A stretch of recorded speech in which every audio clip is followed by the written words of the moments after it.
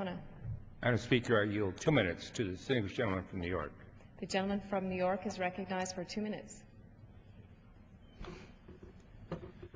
I thank my very good friend from Arizona. Madam Speaker, the violence in Tucson and the shooting of my very good friend Gabby Giffords is not a time for partisanship, and it is not a time for politics. It is a time for reflection, and I have 3 brief reflections to share with my colleagues. I knew Gabby pretty well. We weren't best friends, but we were good friends. I was with her and her husband Mark on the day that Mark proposed to her. We were in New York, and Gabby and I had several events to do, and Mark kept asking if Gabby could leave early, and I kept saying no, and finally Mark said there is no choice, she's leaving early. I later learned that the reason that she had to leave these events early was because Mark took her to the Merchant Marine Academy in Kings Point and proposed to her. Most of my constituents now know Gabby Giffords. Few know that this important day in her life occurred on Long Island. Second reflection, I believe that Gabby would have been uncomfortable with the attention that she is getting today and over the past several days. I believe she would want Americans more focused on the 9-year-old girl who was killed, on the federal judge who was killed, on the congressional staffer who lost his life, on the others who were killed and wounded.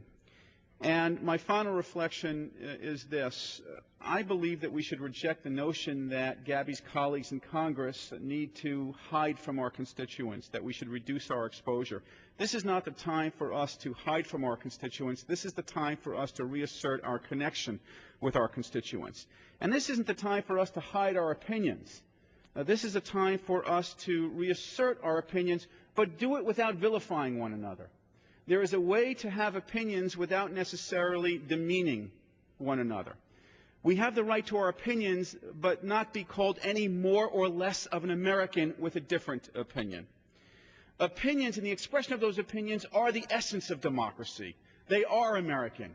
And it is fitting that Gabby Giffords on this floor at that podium last week read the First Amendment in the Constitution, which talks about our right to have opinions.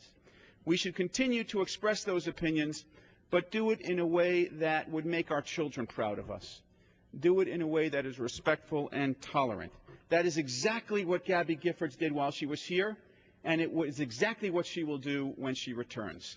I thank the gentleman. I yield back the balance of my time. Gentleman's time has expired. Gentleman from California.